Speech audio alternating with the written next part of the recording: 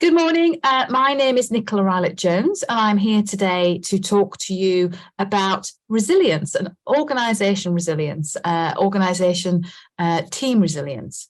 Who am I to talk about this? Well, just to let you know, I'm actually let's put this in. I'm actually an AGP coach, and I focus on leadership, cultural development, business problems and challenges and transformation. I'm also a relationship manager on the AGP program, and actually Axiom is one of my portfolio. But alongside that, I've got two other businesses I run. I'm also a trustee deputy chair of the Institute of Leadership and Management. I'm a non-director of Swim Wales, and recently I became a governor to a wonderful primary school here in Cardiff where I live. So pretty much very busy in all things SME, all things business transformation, all things human accountability. And I think resilience is really important for that. So that's what we're going to talk about today. I tend to try and keep the sessions quite interactive. So hopefully you'll be able to join in on a few things. The slides will be available later because I do rattle through at quite a pace because there's a lot to talk about. So if you have any questions, chuck them in the chat. And hopefully we have some time at the end to do that. But by all means, there's a slide at the end of the slide at the end of the presentation. That's all my contact details. If you've got any questions, you want any help or support, I'm part of the AGP program. So please just message me and I'll respond. So this is what we're going to look at today. As I said, the role of resilience, the role of leadership within resilience, and some practical hints and tips on how to help your teams become more resilient. So I'm not sure if you know, but Monday, the 16th, which I think is Monday, if I've got my calendar right, is actually Blue Monday. And in recent years, this has been labelled as the most depressing day of the year. So I thought it's quite a good time to be talking about resilience when we're coming up to the Monday in the year that people think is quite a depressing day. And that's obviously because we've had all the hype of Christmas, we've got the weather, we've got potentially snow next week in Cardiff and Wales, we've got the gas going up, we've got our bills, it's the longest month of the year, we've all spent our money in Christmas, there's nothing to look forward to, etc., etc. So actually, I thought this was a great timing to talk about resilience and how we can help our teams get through days like the 16th of January. There's a couple of reasons why resilience is really important. And these are not in any particular order, by the way. You might swap them around. The first is actually resilience is really important for team performance and for business performance.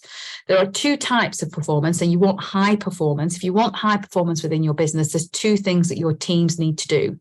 They need to be able to tactically execute a plan, implement, do the to-dos, do the tasks. They need to be able to do that stuff. They need to be competent. They need to have skill. Okay. But secondly, and this is the key differentiator for teams to be able to be at high performance, is they have to be adaptable. They have to be able to diverge from the plan. And teams that are more resilient are easier to make adaptations happen. They find being adaptable easier. So this is the business reason for performance. Now, what's happening with, sorry, there should have been another slide there, which was, let me just scoot through because there should be another slide, which is the personal well-being agenda. So actually, if you think about it, we are, as leaders, in charge of the people in our charge. We are there to help them become the best versions of themselves, to do the best work they can do, and to have a fulfilling and meaningful work life. And so actually, the personal relationship as a team leader or a business owner with your team is about the well-being agenda, because it's in our interest to make sure that our team, both as a business point of view, but also actually on a personal level, to make sure that people in our charge are actually living their best life and actually have that really great balance of mental well-being, health well-being within the workplace. So there's a personal reason and there's a business reason. Let's look at what's going on. What's the current situation? So if I ask you just a moment to think about it, we won't shout out. There's a few people on the video now, but actually, obviously, we know that as individuals and as businesses, we have been through some very VUCA times. So VUCA is the volatility, uncertainty, complexity, and ambiguity description of the things we've been through in the last few days, weeks, months, and years. We had Brexit, we've had COVID, we've had potential recessions, we've had issues with cost of living. There's a lot going on. There's a lot of pressure on our teams. So from a business point of view, what's going on with your teams? Let me just see if I can sort this video out. I don't know what's going on. There you go. That's better. What's going on with your teams? What are they thinking about? If your business is going through a VUCA time, if your individuals are going through times of uncertainty and volatility, what does it mean that your people are focusing on? Now, this is Maslow's hierarchy of needs. I don't know if any of you've seen it before, but if you have a look on the internet, there's lots of things out there about it. I won't go into it too much. But what Maslow talked about was actually there are 5 stages of human thinking. And the first thing we all need to have before we think about anything else is we need to fill our psychological needs. We need physiological needs. We need air, we need water, we need shelter, we need clothing. You know, we need some basic things to be able to live. And then once we've got those basic things in place, we then start thinking about our safety, employment, resources, health, property, prosperity, that kind of stuff. Then we go up and start thinking about love and belonging, self-esteem, and then self-actualization. So in these times of uncertainty, actually, what are your people focused on? We'd love to think we're all sort of, looking at self-actualization and desiring to become, the most that we can be. But actually, if we're all concerned about the cost of living, we might be actually thinking about our safety needs. We might be thinking about actually when we're going to put, the food on the table. So just think about the current situation. The more that we can help our teams become resilient, the more we can help them move up this hierarchy of needs, which means they're not focusing on making decisions around economic factors, which are a demotivator. We're actually getting them to focus on motivational factors such as purpose and potential and the role playing in the job. So, what is resilience? So here's a definition. I won't read the definition. You're all able to read the definition, but really it's about in a business sense, in a team sense, you want to be able to build the capacity in your team for them to be able to respond to some of the things that are happening in an adaptive way, in a positive way, rather than having things happen to us. Resilience is the ability to take that thing that's happened to us and to bounce back, or to be able to adapt to that situation and not react in a negative way. It's not that constant person that's in the office going, everything's fine. I bet you've got one of them, haven't you, that constantly says, everything's fine, it's nothing wrong with it, it's okay. They are just blind happy.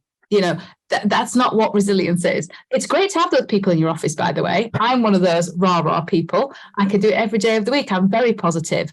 But that's not what resilience is. You need those people, but it's not resilience. It's also those people that are not blind optimistic. There's ones that'll just fly off into going and doing something because they know it's going to work really well. That's also, that optimism is important. We need hope. We need to have optimism. Optimism is the ability to think that actually things will work out okay. We do need that within teams, and we'll talk about that in a bit more. But that's not resilience. Okay, so resilience is not optimism or blind happiness. Resilience is the ability to adapt in a certain way. Okay, let's see if I've got anything going on with this video. What's going on? Come on now. Right, so let's talk about team resilience, what it is. So teams resilience. So in a Harvard Business Review, actually it's a couple of years old now, but it still makes perfect sense. There are 4 common traits for teams that have got resilience. Okay, this was actually taken from a study of sports teams, coaches that do sporting teams, but it applies still the same. 4 common traits are: number 1, your team completes the task together. It's all that sort of us against the wall. We're in this together. Come on, we can do this, folks. They complete the task as one team. Okay. The second thing that makes that happen is that you have a common model of teamwork. You understand how you behave, your vision, your mission, your values. You understand actually your roles and responsibilities. And you know, for example, that person A has this responsibility, and that means that you have this responsibility. So you have a common way of working together, and you know who does what. But you are able to improvise, and you are able to switch on a sixpence, be nimble, change. And you have psychological safety to be able to be open and vulnerable and explain, how you're feeling and actually help each other through that vulnerable time. So there's some 4 common traits that really resilient teams have. Okay, so think about your team. Do you work as one across the organization or as a team? Do you have a common working model? Do people understand their roles and responsibilities? Do they have something that they control? We'll come on to that later. Are you able to solve problems? Are you able to find solutions? And actually, do you have the trust within your organization so that people feel safe to be able to articulate, to be able to try something new, to be able to suggest that crazy idea that might solve the problem? Trust is actually really interesting. Now, I don't know if many of you have seen this before. It's a well-known equation, and psychological safety is built on trust. So, exercise for you to do. How would you rank your trust with your team, and how would they rank the trust in you? I do this exercise with my team once a month, and I sit down, I create myself a little spreadsheet, and I have the name of the person in one column, and then I say, out of 10, how credible have they been this week, this month, okay? And then I say to myself, out of 10, how reliable have they been this month?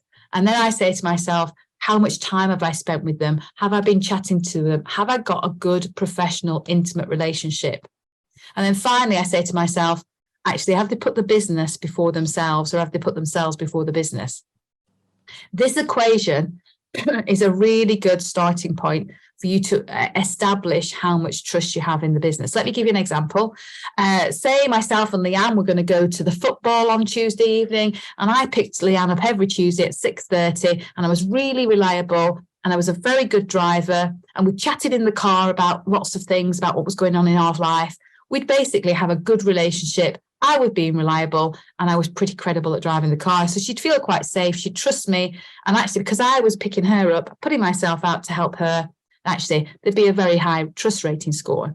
But say in week 3, I completely and utterly send her a message saying, I'm really sorry, can't be there tonight. Something's come up. She'd say, it's okay. She's let me know. She's been reliable in that point. Oh, I hope she's okay. But the trust would remain intact. If I then go back to doing the normal thing every week, trust wouldn't be a problem.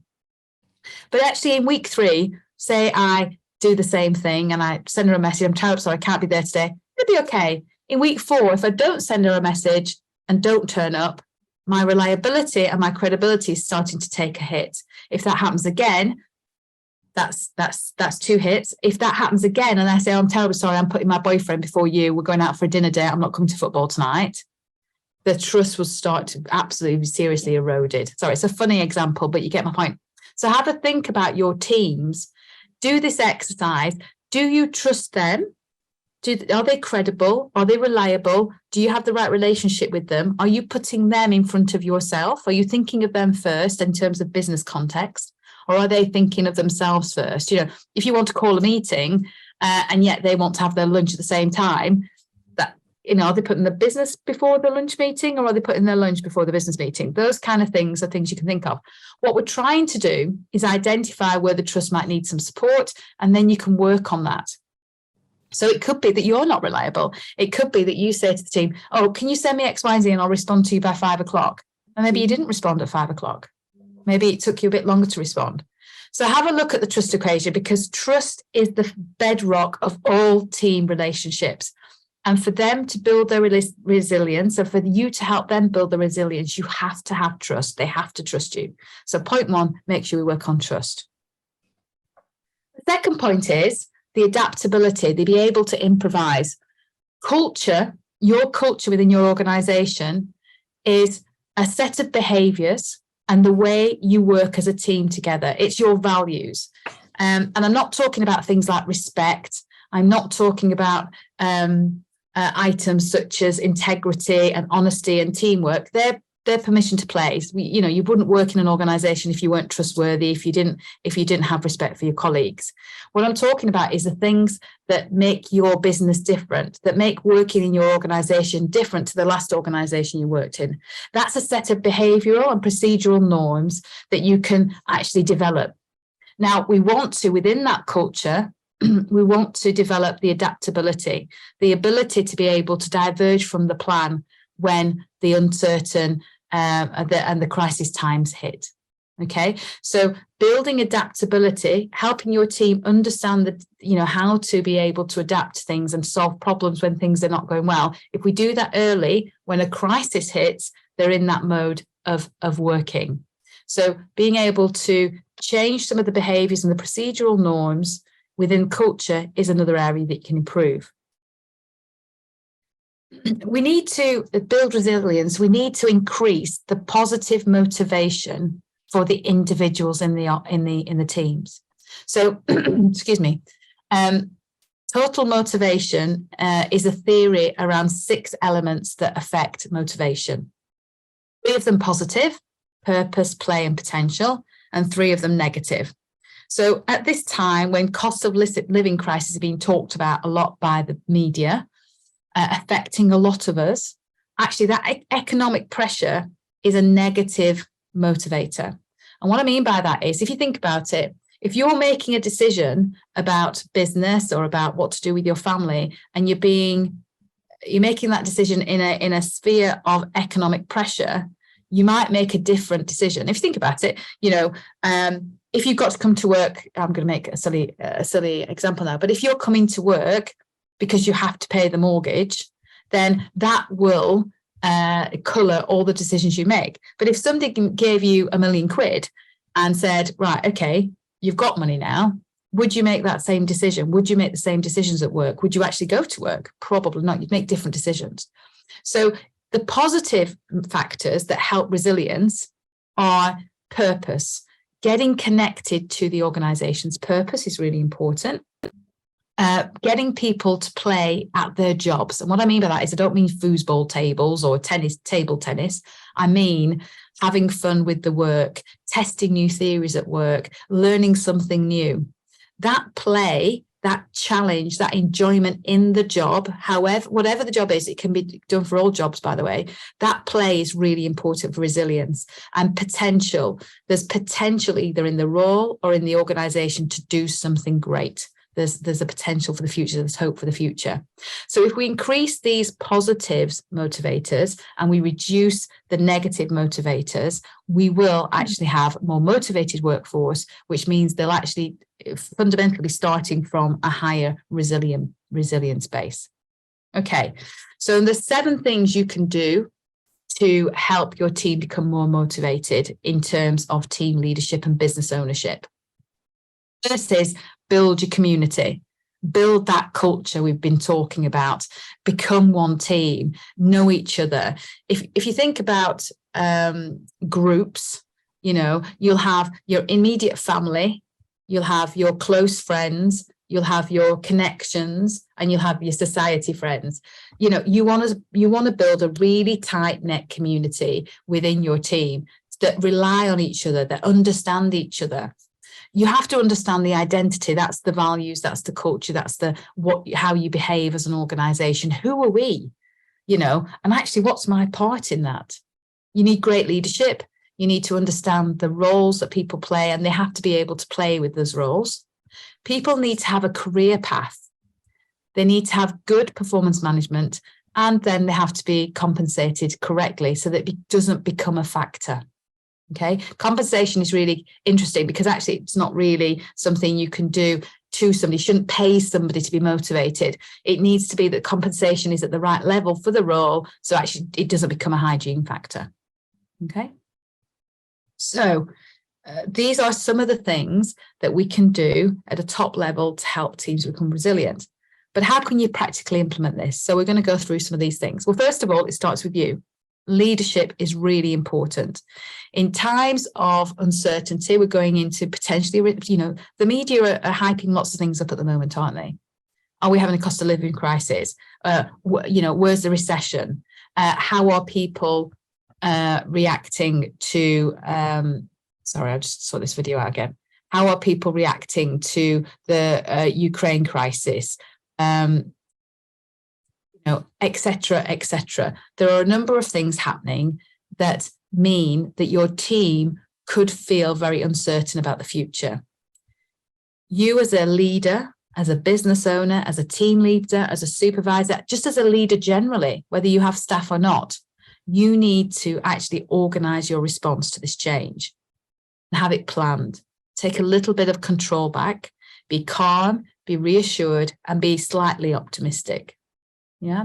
And that's about being the buffer. It's about thinking about the information. It's about giving yourself some time to be able to reword some of your language so that when you're presenting to people in your team, you're not using negative or panicky language. Okay. So be the leader, be the control. And the reason why we have to be controlled and we have to be calm and we have to be reassured is because we are the ones that are going to lead our teams through this curve of change. So this is a Kubler-Ross curve change. If you look at the white line, I'm looking at Nicola, at Sam and Rebecca. Have you done this before for somebody else?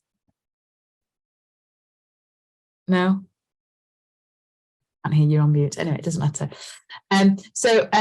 Kubler-Ross change curve, basically, when things happen, when we go into a crisis mode, when we have issues, basically we go through an unwelcome change. And that is really very negative. It creates, you get denial, you get anger, you get depression. You eventually come out the other side, but it's really, really tricky. And we have what we call the valley of despair. Now, if you as a leader can do some of the things we talked about before, and in increasing trust, increasing motivation, being calm, being in control, getting your team to understand the various behaviors in your organization, you can actually flatten out that curve a little bit. You can actually create a positive change. And there's lots of, ways of doing that. But I think clarity and coaching are two of the really important areas for change. So let's have a look at how you can get your business aligned around some of these really important points for resilience. So we mentioned earlier about your team understanding the culture. So in leadership terms, what you want to do is you as a leader need to be the chief visionary officer for your organization. So whether that be the business owner, sending that to the team leaders, sending that to various departments, you always need to be the person saying, this is what we're doing, this is why we're doing it, and this is how we're doing it. And that's all about values and purpose. And in times of VUCA and for resilience, you want to make sure you're reminding them of the long term, because as with all things, these things will change. Yeah. So you won't be in the valley of despair forever. You will come out the other side. And you as a leader, if you do some of these things, will flatten that curve. You will come through the other side. So reminding people of their impact, making sure you're talking about the long term, and also promoting the purpose of the organization will give people confidence and give them clarity and actually make them feel calmer because they understand what's happening. We also need to get them focusing on the right things. Okay, it's very, very easy when things are going to hell in a handcart to focus on the problems. So what you want to do is help them focus on the things they can change, the things they can adapt, the problems they can solve. So this is really important around establishing clear goals, setting the direction, making sure that you understand what the problems are, and modeling various scenarios to help people see there are a number of alternatives to solve that problem. It really is, though, about anchoring the organization, the resilience of the organization in the values of the organization. And what we're talking about there is actually having a deep connection with your team. I don't know if you know this model, but it's the know, like, trust model. And basically, when you've got a team member, they'll be at any point within this organization. You'll have some people that you just don't get very on well with, but you're familiar with them in a professional sense, and that's about it. But there'll be some other people in your team that you have a much more meaningful relationship with, and that's because you share some value. There might be, it might be a shared experience, it might be a way you behave, it might be something that's really passionate and important to you. There'll be something you share, and that's moved your relationship on into a trustful, meaningful relationship. So with regards to the values of the organization, you want to be able to explain them and to develop the shared value between you and your team. That will help build the resilience, and it'll help build that team connection that we were talking about earlier. You know, we're in this together, all for one for all, etc. That developing of a relationship helps you develop connection, and connection is about helping you keep in touch with the people that are really important to you. And it's about encouraging them to speak up, to be positive, to have dialogues, to be open about how they feel in terms of the security, about their belonging and their love. So the more we're connected, the more we'll feel that we can open up and do that. And that a really good way of doing that, actually, believe it or not, is to implement a wellbeing program. Now, you might already have health and wellbeing and as gender, but actually, do you have it in your team? You know, there's various strategies for saying well as a preemptive approach. So you might have a health and wellbeing strategy that says we've got a counselling line and we've got private medical, or we have, you know, fruit on Fridays in the office, etc. But actually, do you have this as a team? Do your team talk about how they implement healthy wellbeing strategies for themselves? Do they take time out? Do they do exercise? Do they have fun? You know, what is it that they do? Do they take time away from the screen? You know, there are lots of self-care strategies that, if you, again, what we're trying to do here with resilience is to up the starting point of the self-care, of the resilience. So, you know, these are just some examples of self-care strategies you could do for very little money. These things are not about spending lots of money, although if you can as an organisation, that's great. But you can do some of these things without actually spending any money. And you need to be encouraging, as a team leader and as a business owner, you need to be encouraging people to talk about the kind of things they do to keep themselves balanced in a healthy, well-being way. Once you've done that, you can also look at actually their job. Now, as I say, if things are difficult, if you're going through a time of uncertainty or crisis, actually helping your team understand what they're brilliant at, understand what they positively add to the business, understand their strengths, will help them with their resilient mindset. So we can use a coaching model for that. This is the GROW coaching model. So that's really easy to implement. You sit with a member of the team, you ask them what they would like to achieve. You basically talk about where they are currently. You talk about the options of how they could achieve their goals, and then what they're going to do about it to get it done. It's really good for helping reframe a mindset about what is possible, and also actually how big the problem is. That I put at the bottom there, root cause thinking. It's often when things are a bit uncertain and we feel a little bit out of control because lots of things are happening, we spiral on the issue. So I can't think of an example, but we'll go from, oh God, my computer's just frozen, the video's playing up, to actually, life's hell, my computer's fallen to bits, I can't afford to pay for it, I'm going to lose my job. You know, it literally spirals really quickly. So actually using this model, you can get to root cause really, and just really focus on one item at a time in the reality aspect. So it's, you know, no, you're not going to lose your job. All that's happened is there's something happened with your computer. Why don't we reboot it and see if that does anything first of all? You know, really get to the root cause. Once you get, okay, that's not helped. Okay, well then all it is a new computer. Let's do that step. So you can actually step by step take them to an end goal. What you want is you want your team collaborating together. Okay, so the more you can get the team to work together, the more they'll bounce, and resilience will bounce between the teams. So joint projects, buddy people up, give them mentoring, You could, as a team leader and a business owner, potentially fake a bit of winage. So if you know there's a small thing that needs to be done that will give you a bit of, yay, well done, guys, we've done this, you can actually fake a bit of momentum. I don't think you should do that a lot, but I think it is positive to try and get small wins that give you momentum. And you want to discourage people, as I say, spiraling to crisis management when actually it might just be one or two things that need to be fixed. Okay.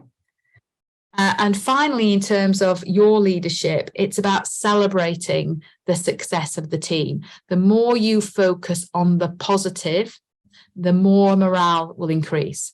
And you probably know the standard here is 7 negative things. Okay.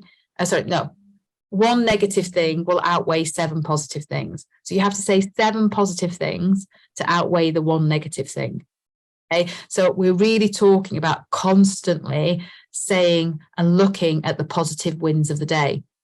One of the things you could do here is at the end of the day, just get the team to do a roundup on an email saying, tell me 1 positive thing that's happened today. I know it sounds a bit twee, but actually if you do that over time, you'll start looking for more of them, which means your brain starts thinking more positively. Just to let you know on positivity, 40% of your positive mindset is set with your genes and with your experiences. That means 60% of your mindset can be positively affected with what we do and the habits we create and what we look at. So by asking people on a daily basis to list 1 positive thing, or 2 or 3, if you can do 3, great. But just tell me 1 positive thing that's happened today, you will start people to think more positively. And if you've got big teams, just imagine you'd have 10 or 12 or 13 positive things you can report back at the end of the week with. And that's, again, good for morale, because it's like, yeah, come on, we're getting this. This is fantastic. Look at all these positive things that have happened this week. So what you want to do is you want to try and help them see the positive. If you can catch them doing something brilliant, tell everybody. Oh, that was amazing. Did you see what Joyce did on Tuesday? What fantastic, Joyce. That was a really, really good piece of work. Again, that'll help people focus on the positives. Just a recap on some of the things that you can do. First of all, build the right culture. You need to start thinking of your values and your behaviors and your processes and start building positive aspects into those, okay? Strength aspects into those. We need to focus on adaptable performance. So yes, they can all do the to-do list and they'll probably get some positive reassurance from ticking things off. But actually, you need to start looking at how you can help them adapt when things don't go as well. You need to build trust to make that happen. And to do that, you have to look at the credibility, reliability, and intimate relationship, professional relationship you have with the individual. You have to assume responsibility. You have to be in control and calm about it. Your team are looking to you to say, no, this is fine. Yeah, it's uncertain.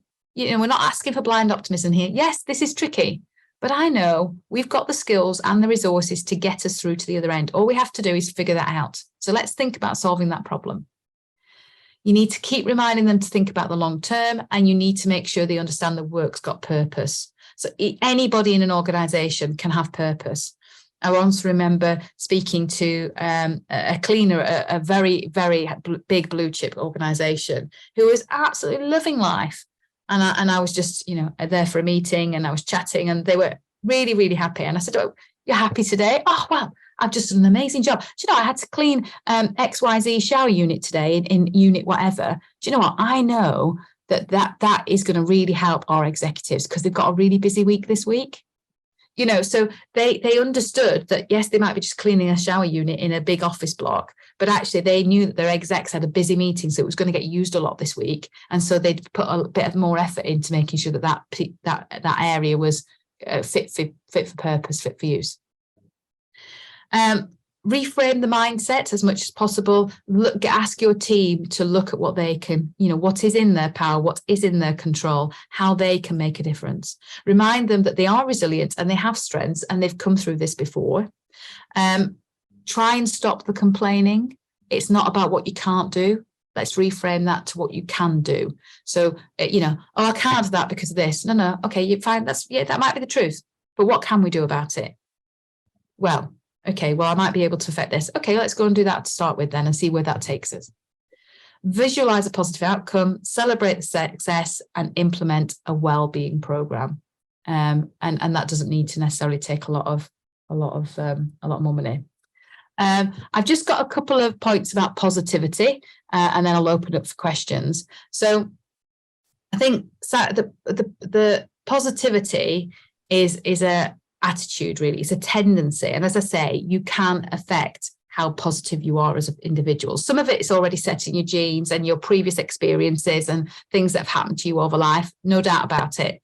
But actually, the majority of it can be affected. And actually, there's a psychology school of thought, which is about actually bringing out the good life, bringing out the positive aspects of what you do on a day-to-day basis. And as I've said, if you focus on it, you can actually increase your levels of positivity. So here are some of the things that you can do to be more positive about the day, more positive about work, more positive about your life, just generally more positive. We've talked about things like journaling, taking breaks away from the screen. I tell you, one of the things I've done recently is I've stopped listening to the news. I don't have any news on. I look at the newspaper headlines in the morning, and that's it. I don't then look at any other news programs. I don't have news on my social media. In fact, I've turned my social media notifications off. I am very, very limited to what I want to read. So I will, yes, have a look at opinion pieces. Yes, I'll read Harvard Business Review leadership documents. Yes, I'll read business books, but I don't need to be completely bombarded by negative news every single day of the week. Surround yourself with positive people. And that doesn't necessarily have to be the same positivity as yourself, but it might be somebody that actually is full of humor and is loving life, has got a bit of joie de vivre, about them. Surround yourself with those kind of people. And then I suppose stop. I like the last one, really. Celebrate the wins. If you have a good day, remind yourself you've had a good day and celebrate it. Tell people about it. So there's some things there that you can have a look in terms of practical things you can do to increase your positivity and those of the team around you. So here's some of the things that we talked about today. Hopefully you've got some clarity on the how you can increase and improve the mindset of your team in certain times. We've got an understanding of the importance of leadership and the role, the whole aspect that we went through in terms of being connected and the coaching and the focus and the purpose. That's all leadership. And some practical ideas to help improve positive mindset within your team. So I'm just going to ask if there are any questions now, and I'm going to stop sharing so I can see people and chat a little bit more to them. So let me just, there we go. So any questions? Anybody got any examples or anybody that would like to sort of pick my brains about resilience and positivity? No problem. Thank you ever so much, Jetski. Leanne, tell me about the Axiom. Anything we can, what's resilience like at Axiom? Pretty good, I'd say. I did have a question. You were mentioning how genes affect resilience. Could you expand on that a bit? Yeah, no, it's okay. It's just complicated. But let me see if I can make it simple. So your genes, obviously DNA, okay? Mm-hmm. So it's all about the neural pathways in your brain.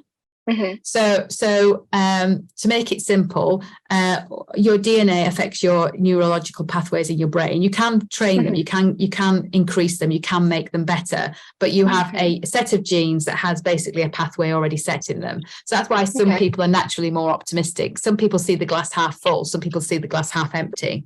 There is a predisposition to it when you're born. Okay.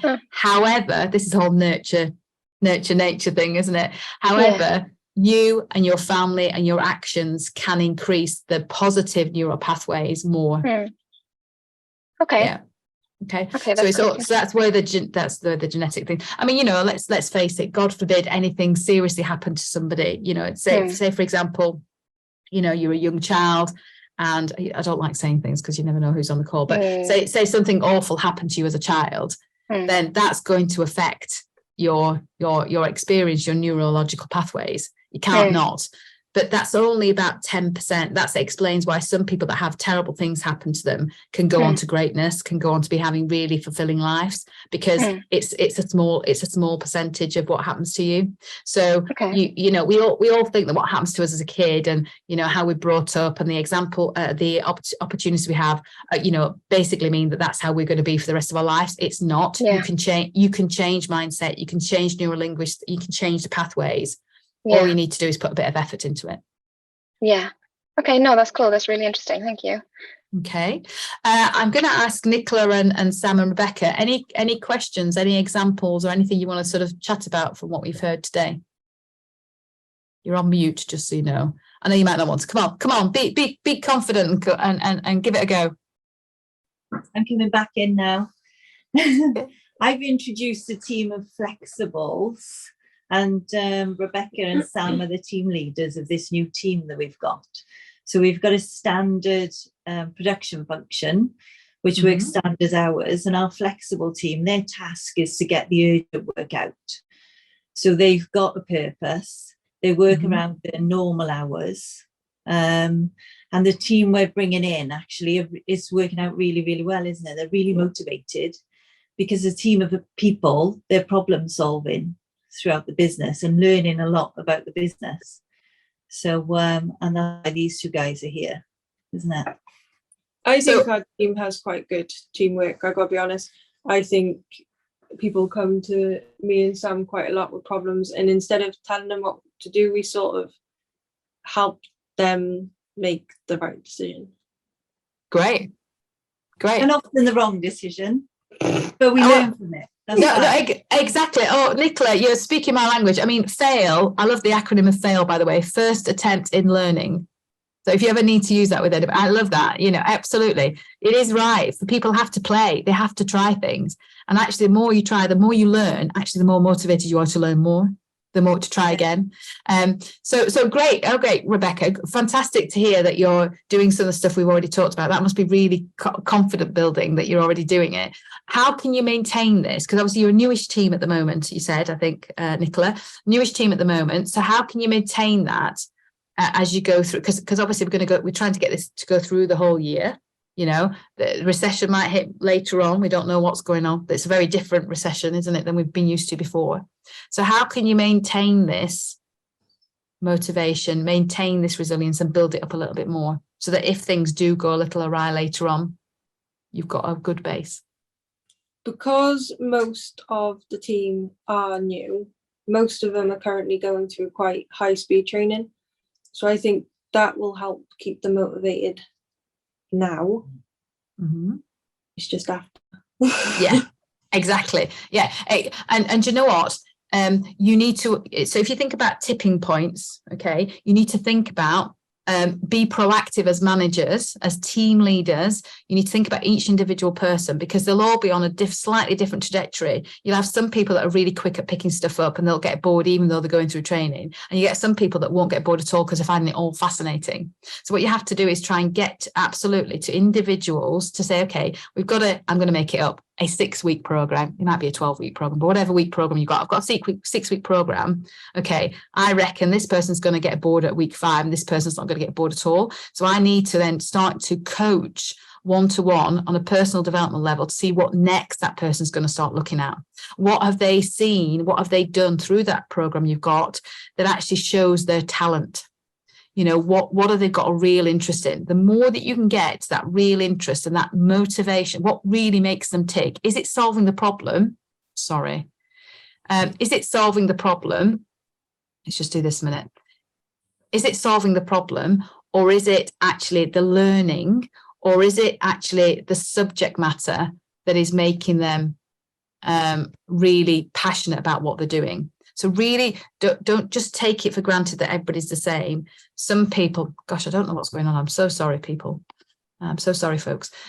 Some people will be motivated by the act of learning. Some people will be motivated because of the progression. So try and think about them as individuals, and then whatever that is, pull that out and try and think about what you want to give them next. Because go ahead. I was going to say, I think as well, because we are problem solving, there's so many micro wins every hour, every day, that we perhaps need to more emphasize going forward. Yeah, absolutely. Yeah, and you know, I'm sure you can think of something really sort of visual and clever for the team, to get a bit of, Blue Peter. Do you remember the Blue Peter sort of, thermometers? You're probably too young to remember the Blue Peter thermometers, but Nicola's nodding. Nicola's probably at my sort of it. Yeah, but the stuff like that is really progression is absolutely key for motivation. You have to think about going to the gym or going on a diet. If you can't see anything happening, you won't carry on.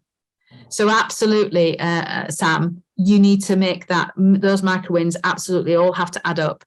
And that's where you need to, also it's good for you as leaders to understand actually if the micro wins are actually adding up in the right direction, because you could become, I'm not saying you would, but you could become quite busy problem solving fools if you're solving the wrong problems, because you don't want to be constantly in crisis mode. You want to make sure that you understand that when you're in it, but actually after that, you're just generally getting on with the business as usual and improving the overall business, not because it's a crisis. Does that make sense? Yeah. We're also looking out from other parts of the business as well. So we're watching how it's panning out with Sam and Rebecca, but also looking in to see the guys in that team where we can put them in various different departments as well. So there's growth around that, because at the minute recruitment is a nightmare, isn't it? Yeah. So we're recruiting a standard type of person to come in, just come out of uni, and seeing what else they can do, and that'll be depending on their interests as well. Interesting, Nicola. That's what Audi did. So I know one of the big partners, directors of Audi, and they basically used to have you come into technical, you come into sales, you had a graduation program and you went into the department, and they realized people weren't sticking around. And so then they changed it just before COVID, actually they changed it, say you're coming to Audi and you're going to spend, let's say 12 weeks or 16 weeks in every department. And at the end of the graduation year, you got sent to your department. So actually that's a really good way of taking people in and then deciding where they're going to sit once you understand what their talents are. Yeah. I'm reading a book called, I run a business book club. And it's completely free to attend. If you're interested in business books or interested in personal development, then please let me know and I'll come along. But I'm reading a book at the moment called Grit by Angela Duckworth. I don't know if any of you've read it. But she talks about, I don't know if you can see the name there. She talks about what makes individuals successful more than other people. We can all be successful. And she says it's two things. It's the mixture of perseverance, so keeping going, and passion, which is why I was really saying to you guys, you need to get to the bottom of what's motivating the individual, number one. And if you get that, they'll be more persistent, they'll be more resilient. So that's why I'm saying really be proactive on your people management, your people leadership. The tasks will get done themselves. You say you've got micro wins all the time. They'll do they'll do the implementation stuff, but actually be proactive at understanding the individuals in your charge, and then you can help them grow. You can help them become more adaptable. If you find their passion, they will absolutely, and it might not be your company. It's potentially not to do with your company, although you work in the NHS, so it might be. It might just be they've got a passion for solving problems, or they've got a passion for detail, or they've got an absolute love of creativity. That's what I'm talking about. If you find those things, then you can enhance those and absolutely use them for the good of the business, even if it might not be their job. Yeah. Mm-hmm. Mm-hmm. Okay. Any other questions? Any other examples? I think so. Well, it sounds like you've got a load of positive stuff going on. And Leanne, I know that I'm speaking to Gareth, I think, isn't it? Speaking to Gareth. Is it Gareth? Am I right? Yeah, you're right. Yeah. Speaking to him next week about your area of business. So as in your business, not just marketing, as in the whole business next week. So it sounds like you've got some really good things going on, everybody. As I say, I'll send the slides to Lisa. I've updated them, Lisa, since the last time I did this. So I'll send you new slides. And you're more than welcome to contact me if you want to know anything about any of the things in the slides, because obviously we went through it quite quickly today. Or if you want to be involved in the business book club or anything like that, then please just email me and I'll be happy to send the details across. Brilliant. Okay. I wouldn't mind being involved in the business book club. Okay. I'm not sure I got your email address. Lisa will send you the slides. It's on the last slide. Fab. Okay. Thank you. No problem at all. Thanks. Bye. Thanks, Nicola. Nice to see you all. Thanks. Thanks, Bye. everyone. Have a good weekend.